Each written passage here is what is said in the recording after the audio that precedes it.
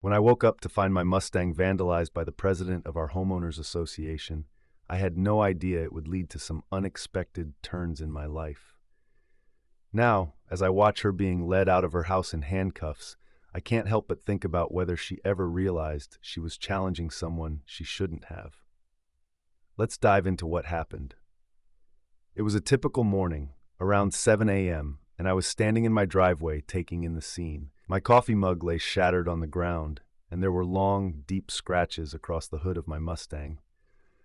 The morning sun only highlighted the damage, which looked like angry claws reaching from the headlight to the windshield. My hands trembled a bit as I grabbed my phone to document the situation. Just yesterday, everything seemed normal.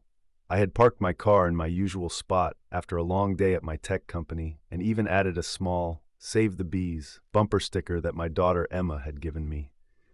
She's passionate about environmental issues, and I thought the simple black and yellow design was harmless. Then I heard the familiar sound of heels clicking against the pavement. Linda Thompson, our HOA president, was marching toward me in her perfectly pressed pastel pantsuit, a red folder of violation notices in hand. I noticed my neighbor Tom Chen watering his plants and giving me a sympathetic glance. He'd dealt with Linda's rules before, when she insisted he take down his traditional Chinese New Year decorations 2 days early. "Good morning, Mr. Walker." Linda greeted me with a sugary sweetness that didn't match the coldness in her eyes as she surveyed my car.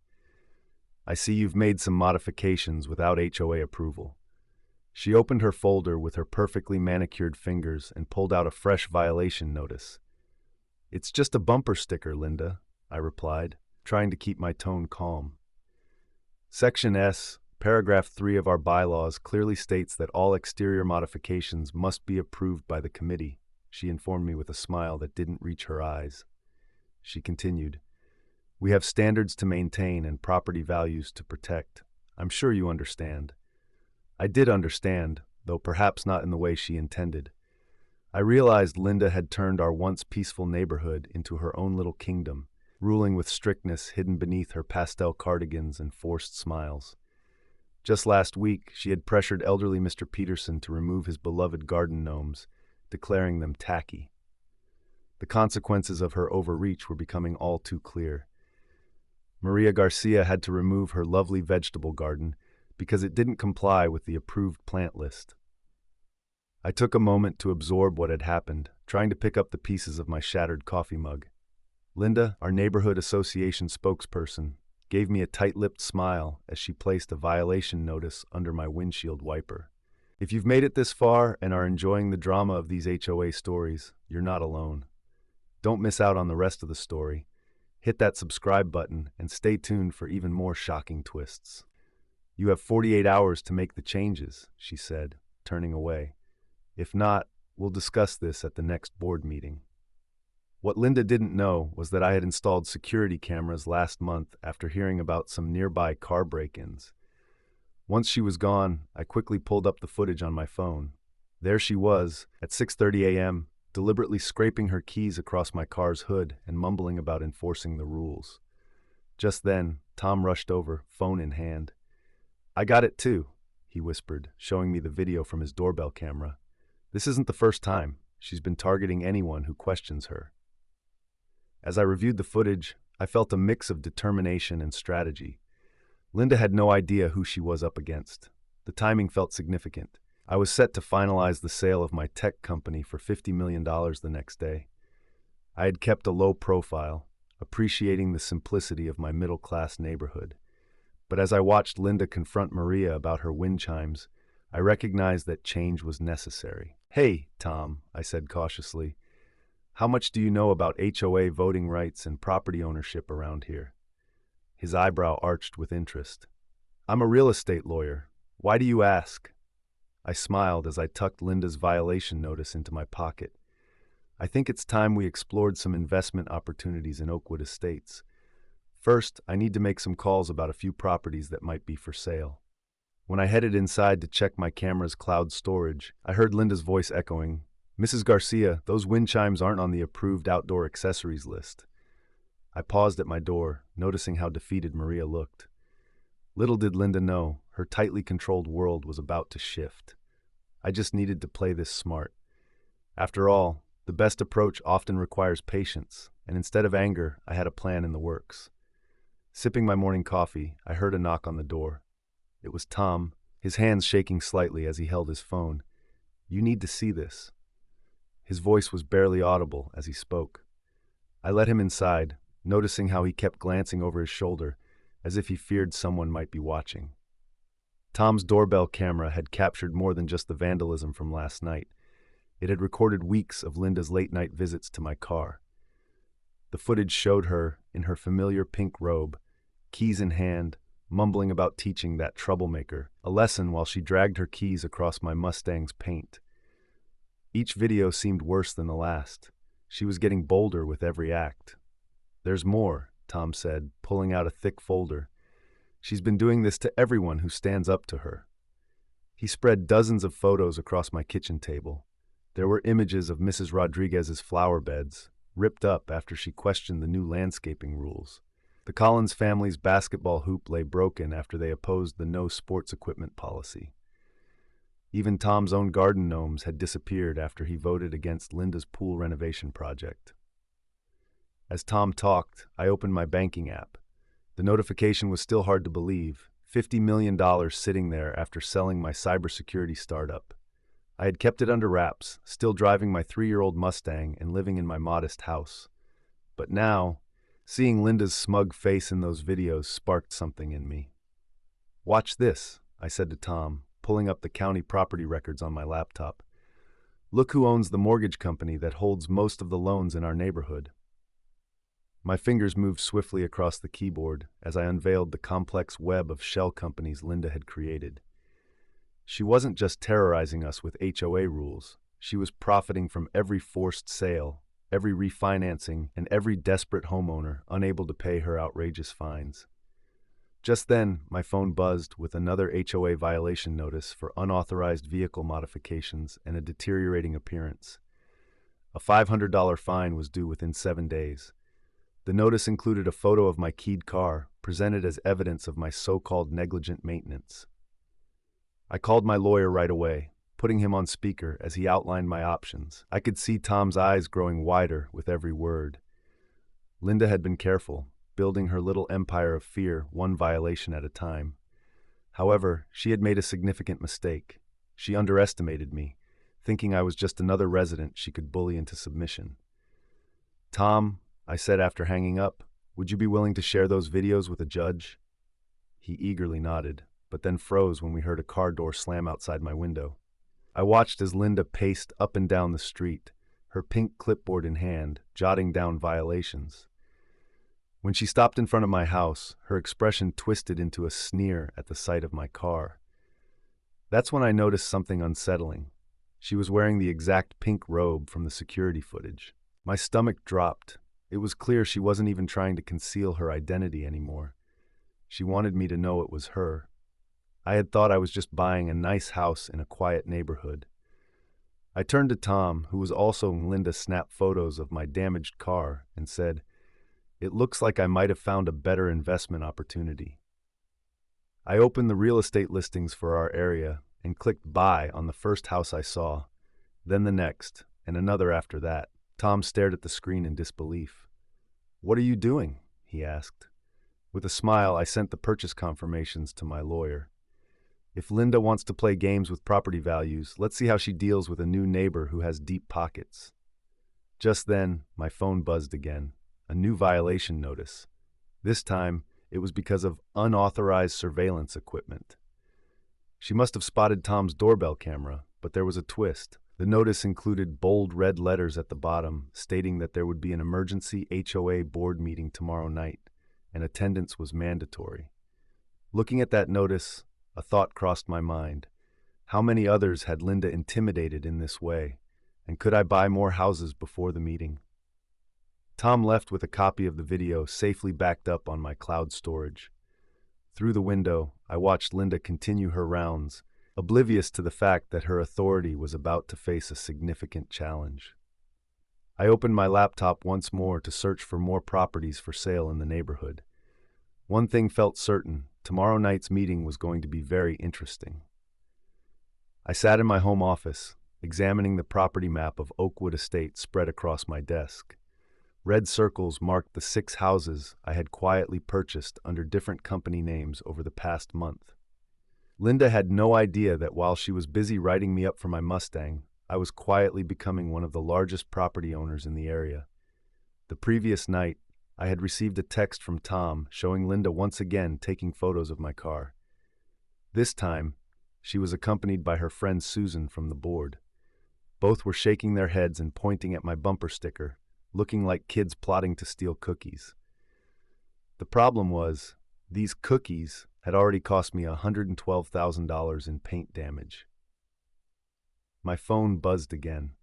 My lawyer had just confirmed that all the paperwork was ready, which was great timing. Tonight was the monthly HOA meeting, and Linda had plans to fine me for the damage to my vehicle, the very vehicle she had damaged. Although the irony was almost amusing, it was hard to find humor in it given how frustrating the situation was. As I entered the community center, I noticed Linda had arranged the chairs in a half circle, positioning herself on a raised platform, almost like a small-town judge. She barely acknowledged my arrival, more focused on shuffling her papers with that smug smile I had come to loathe. Other residents trickled in, including Tom, who discreetly gave me a thumbs up. When it was time to start, Linda spoke up, her tone deliberately sweet, announcing, "We need to discuss the growing issue of vehicle deterioration in our community. Mr. Harrison, your Mustang is quite the eyesore with its various scratches and unauthorized modifications." I chose to remain silent, observing as she dug her own grave deeper. Then she projected photos onto the screen, zooming in on the scratches she herself had caused. "According to our bylaws," she continued, "we will be issuing a $500 fine, which will recur weekly until this issue is resolved." That's when I decided to stand up just as my lawyer entered the room. "Actually, Linda, I'd like to call for a vote on that." The room fell silent, so quiet that you could hear the hum of the air conditioning. Linda's face went pale. "Excuse me?" she said. "You don't have the authority to do that." My lawyer calmly countered, "As the owner of 4478 Maple Drive, 223 Oak Lane, 891 Pine Street, 654 Birch Road, 432 Cedar Avenue, and 767 Elm Court, my client controls 30% of the voting rights in this association." I watched as the color drained from Linda's face and several board members began whispering. Susan dropped her pen in shock, but Linda quickly composed herself, adjusting her jacket. "Well, that's very interesting timing, Mr. Harrison. However, the board has already drafted emergency rules requiring pre-approval for all vehicle modifications, including bumper stickers." She gestured toward her daughter Jessica, who was quietly sitting in the corner. "Jessica will be heading this committee." Before she could continue, I interjected, pulling out my own copy of the HOA bylaws. "Point of order. Emergency rules require 72 hours notice to all homeowners. Can you show me the documentation of that notice?" Linda's confident smile began to waver. "We sent emails to—" "Which addresses?" I asked. "Because I've confirmed with 15 neighbors, and none of them received any such notice." I glanced at Tom, who nodded in agreement. The meeting quickly devolved into chaos, with everyone eager to make their voices heard. After that chaotic meeting, Linda tried to wrap things up early, but I called for an immediate vote of no confidence in her leadership. We didn't succeed. She had stacked the board in her favor too effectively. Yet, the panic in her eyes spoke volumes. She understood this was just the beginning. As I walked to my car, I heard hurried footsteps behind me. It was Jessica, Linda's daughter, looking both anxious and resolute. "You think you're so clever," she said, a hint of challenge in her voice, "but Mom's been running this neighborhood for 15 years. You have no idea what she's capable of." I smiled as I slipped into my weathered Mustang. "That's where you're mistaken, Jessica. I know exactly what she can do. The real question is whether she understands what I'm capable of." Later, while driving home, I opened an email from my private investigator on my phone.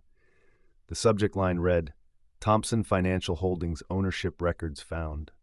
Linda's seemingly perfect little kingdom was on the brink of change she never anticipated. One morning, as I walked my dog, I saw Tom rushing toward me, out of breath. "You need to see this," he said, showing me a video on his phone. The screen displayed Linda yelling at Maria Garcia, our elderly neighbor, who was in tears as Linda's crew tore out her cherished rose garden, flowers Maria planted to honor her late husband. My anger flared, but I kept my voice calm as I asked Tom to send me the video. Once home, I opened my laptop and started researching. It turned out Tom wasn't alone in his experiences.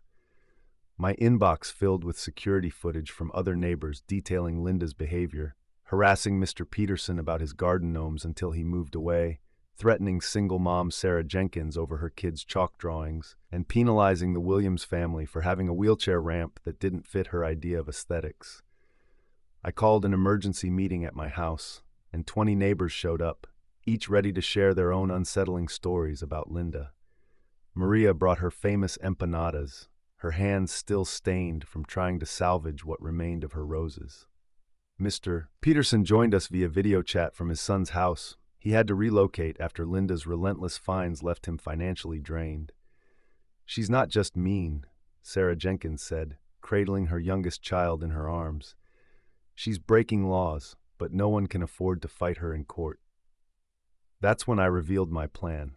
I pulled up the property records on my TV screen, showing how I had quietly purchased 6 houses in the neighborhood.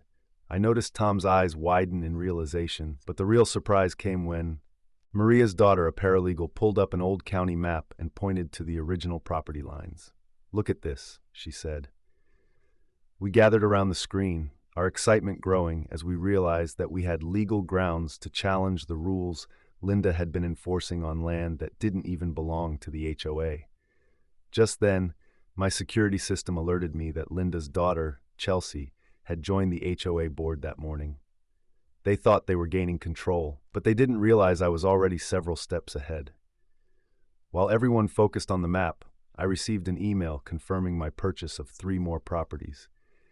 Even better, my investigation into their mortgage company had uncovered something significant, something that would soon change the dynamics in our favor. Tom helped me create a secure website where neighbors could upload evidence of Linda's harassment. Sarah's teenage son, a computer whiz, showed us the best ways to organize everything by date and type of violation. Mr. Peterson reached out to his former neighbors, and soon we had a decade's worth of documented grievances. As our group worked late into the night, Maria's roses rested in buckets of water on my kitchen counter, ready to be replanted after we dealt with Linda. I hadn't yet shared my findings about her mortgage company. I planned to unveil that information at the precise moment it would pack the most punch. Chelsea and Linda were scheming something big. We sensed it. They had called an emergency HOA meeting for tomorrow night, citing neighborhood deterioration. Little did they know we would be addressing the deterioration of their control. Looking around my living room at the neighbors who had become friends in this fight against a common adversary, I realized this was about more than just my key Mustang. It was about standing up to bullies who believed their wealth and power put them above the law. As everyone departed, Maria paused at the door. "You know they'll try to destroy you too, right?" she asked quietly. I just smiled, considering the surprise I had for them tomorrow. Linda had no idea what was coming. Moments later, my phone buzzed again. Another property purchase confirmed. In just a few hours, Linda would learn that sometimes the quietest neighbor is the most dangerous one to cross. As I walked into the community center that evening with my laptop under my arm, I felt an unusual calm. Linda sat in her usual chair at the front, wearing that artificial smile she always put on. The room was crowded, filled with homeowners who had been told this was a crucial emergency meeting about community standards. I was no longer nervous. Thanks to Tom, I had set up 5 hidden cameras around the room to capture everything that was about to unfold. Linda's daughter Sarah was at the projector, likely preparing to show pictures of my old Mustang, which had seen better days. But before Linda could launch into her usual speech, I stood up and interjected, "I have some security footage to share with all of you." Confused whispers filled the room as I plugged in my laptop, cutting off Sarah's chance to present her prepared slides. Linda's face flushed. "This meeting has an agenda," she protested, but I responded calmly, "Actually, I can do this." With a click, the screen came to life, displaying clear footage of Linda keying my car at 6:43 a.m. 3 weeks ago. One clip followed another, showing her actions from 2 weeks prior. Sarah tried to reach for my laptop, but Tom blocked her. "Don't worry," I said to the crowd, now captivated. "I have copies, plenty of copies, including the ones I sent to the police this morning." Linda sprang to her feet, her designer purse tumbling to the ground. "He's lying. I would never do that. This is fake," she exclaimed, her voice faltering as the next video showed her scratching Maria's car too.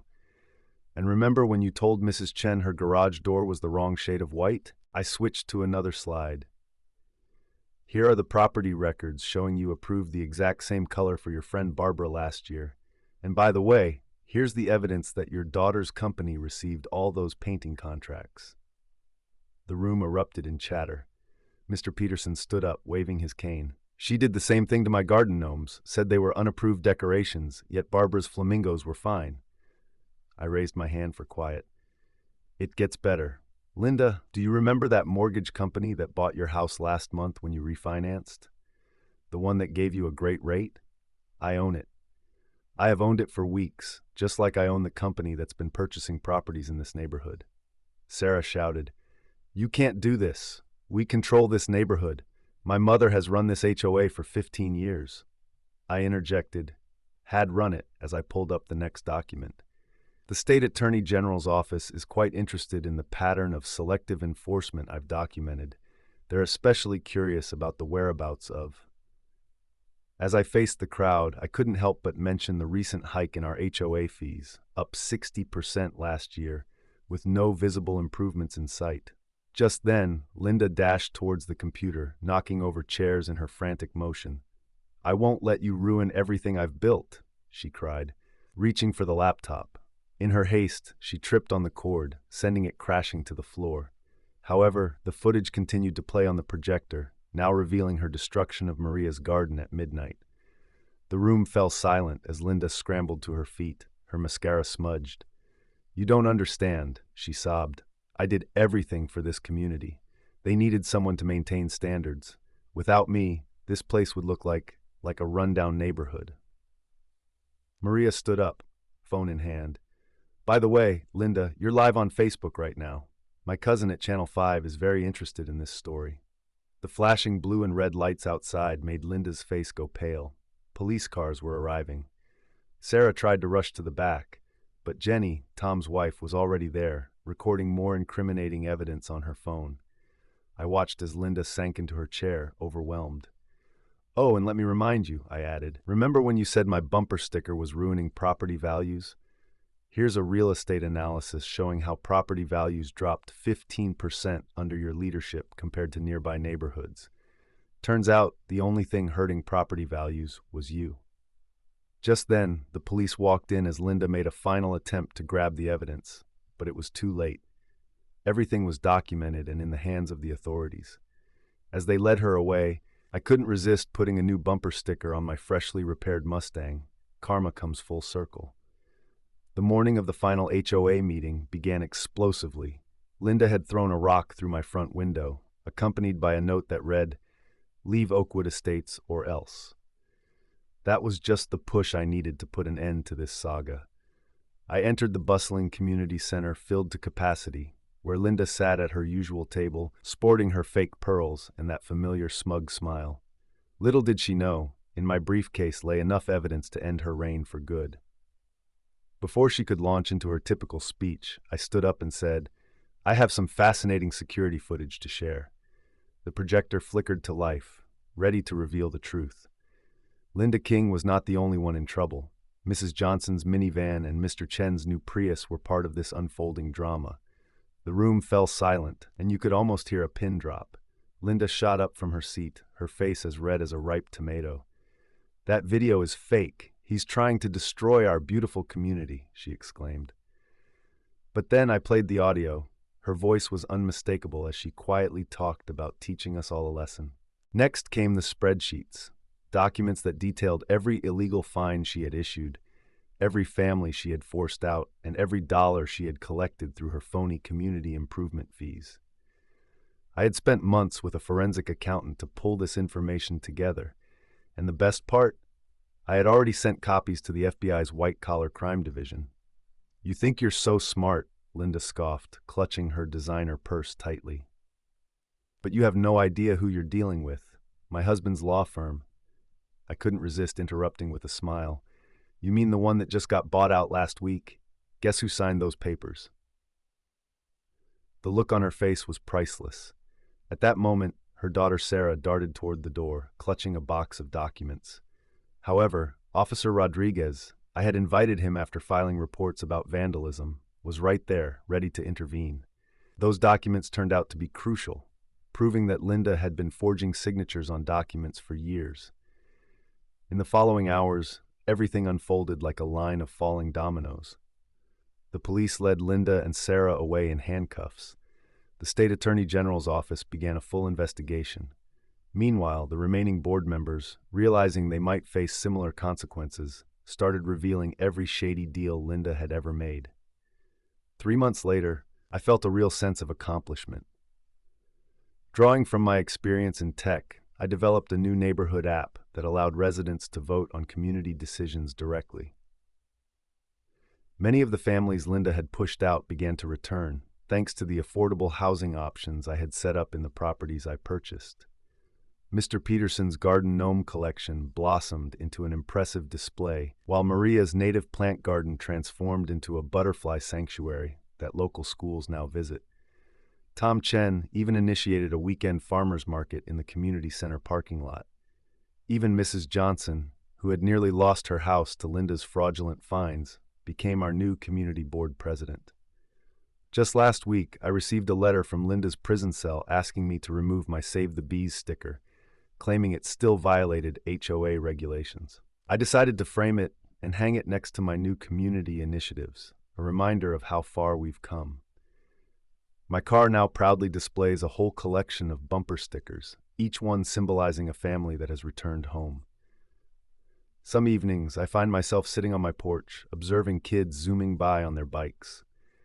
They pass houses with bright rainbow doors and yards filled with vegetable gardens and solar panels. It's a striking contrast to when Linda ruled the neighborhood with an iron fist, worrying constantly about property values. Interestingly, those values have increased by 30% since her departure, thanks to our community being recognized as the most inclusive and sustainable in the state. People often ask if I regret spending so much money to remove such a power-hungry HOA president. But then I watch Mr. Peterson teaching neighborhood kids how to plant tomatoes in our community garden, right where Linda's prized roses once thrived. In those moments, I realize it was worth every penny. True community isn't built on strict rules and regulations. It's about fostering connections among people. And yes, that Save the Bees sticker that started this whole journey is still on my car. Though it's a little scratched now, it stands strong, just like our community. It's a reminder that we've created a space where everyone belongs. Remember, the information shared here is for your enjoyment and understanding. Keep in mind that HOA rules and laws can differ widely from one state or community to another.